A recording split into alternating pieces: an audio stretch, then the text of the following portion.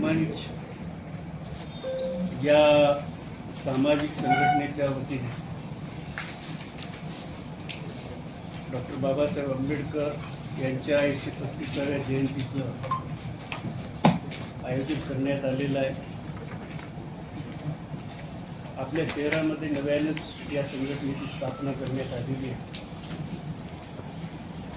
फुले आंबेडकरी चळवळीचे भाष्यकार आदरणीय सुरेशदादा गायकवाड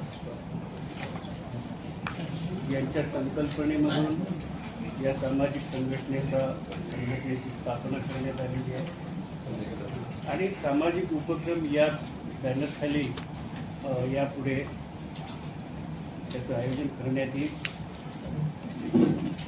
मागच्या 11 तारखेपासून आंबेडकरवादी लोकमंचच्या वतीने आपल्या जिल्ह्यामध्ये कार्यक्रमाचं आयोजित करण्यात आलेलं आहे आणि येणाऱ्या 26 तारखेला एका मोठ्या कार्यक्रमाचं आयोजन करण्यात आलेलं आहे. त्या संबंधाने दादा जोशी आपण सर्व एका कॉलवरती या ठिकाणी उपस्थित झाला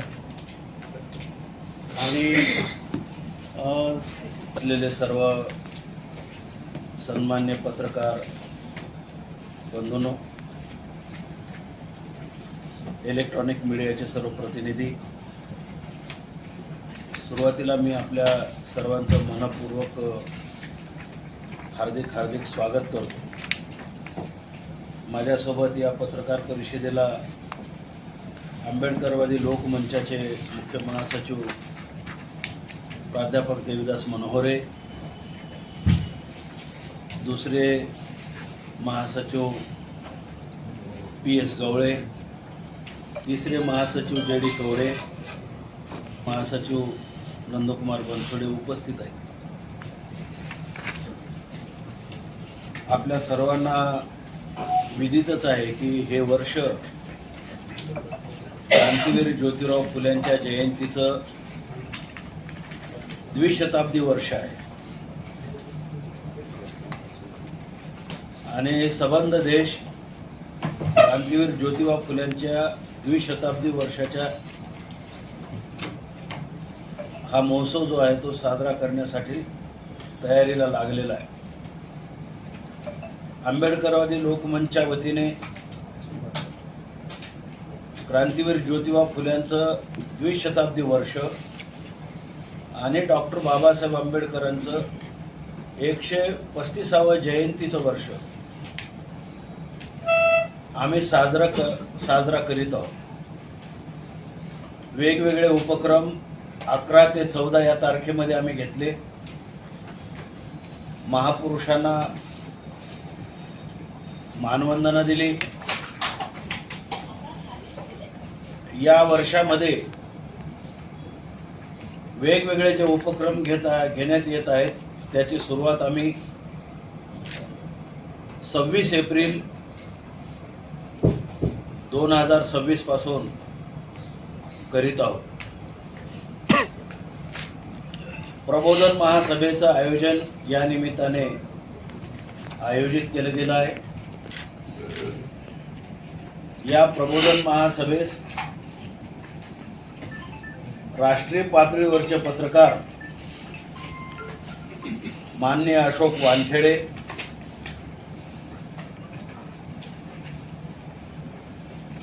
निरंजन टकले, नाशिकचे जे आहेत पत्रकार, त्यांनी पण यायचं कबूल केलं होतं,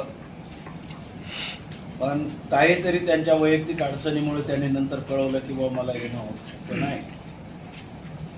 म्हणून आम्ही मग बाबासाहेब आंबेडकरांनी स्थापन केलेलं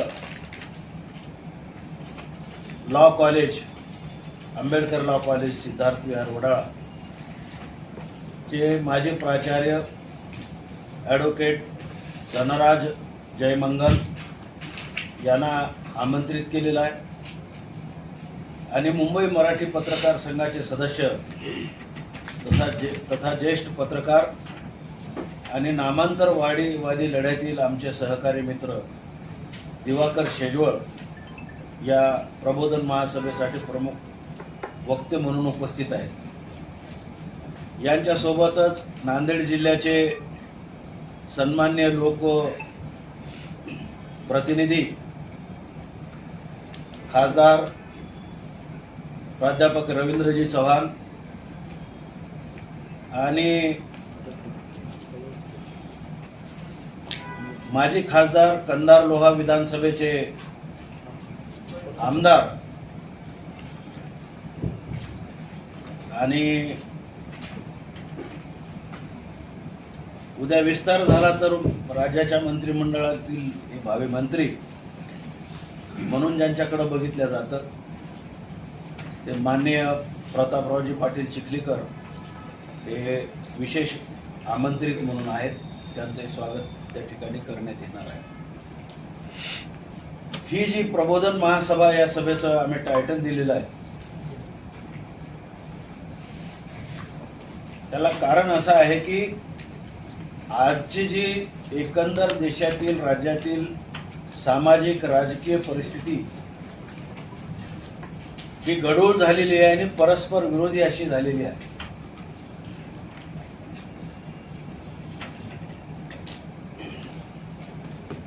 म्हणजे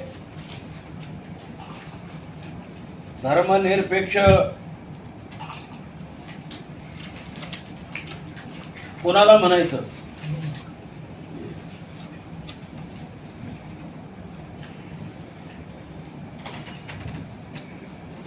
प्रत्येक राजकीय पक्ष सांगतो की मी धर्मनिरपेक्ष आहे. प्रत्येक राजकीय पक्षाचा नेता सांगतो की मी धर्मनिरपेक्ष आहे. एक अशी गोंधळ माजवणारी परिस्थिती आहे आणि अशा या परिस्थितीमध्ये आपण विषय जो घेतलेला आहे वर्तमान राजकीय परिस्थितीत धर्मनिरपेक्ष भारताचे भविष्य, जी आजची गोंधळाची परिस्थिती निर्माण झालेली आहे.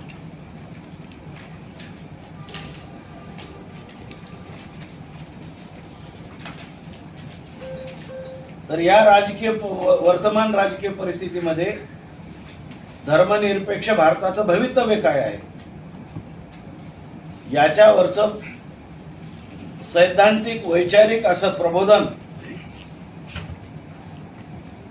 राष्ट्रीय स्तरावरचे निष्णात असे असलेले पत्रकार अशोकजी वानखेडे, कायद्याचे तज्ज्ञ असलेले ॲडव्होकेट प्राचार्य